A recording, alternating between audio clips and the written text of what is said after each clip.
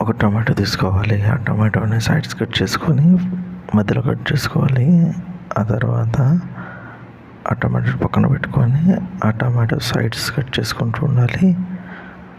ఆ తర్వాత దానిలో ఉన్న మధ్యలో భాగాన్ని తీసివేయాలి. తీసి పక్కన పెట్టేసుకోవాలి. ఆ తర్వాత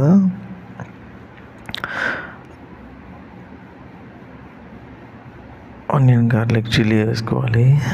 ఆ తర్వాత రెడ్ యెల్లో గ్రీన్ క్యాప్సికమ్, ఆ తర్వాత పన్నీర్ వేసుకొని సాతే చేసుకోవాలి. ఆ తర్వాత కొంచెం బ్లాక్ పెప్పర్, కొంచెం సాల్ట్ వేసుకొని పక్కన పెట్టుకోవాలి. ఇంకొంచెం కొత్తిమీర కూడా వేసుకోవాలి.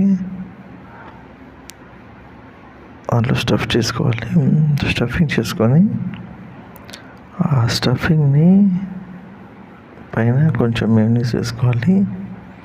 మయోనీస్ పైన ఒక ఆలివ్స్ పెట్టి పార్స్లీతో గార్నిష్ చేసుకోవాలి.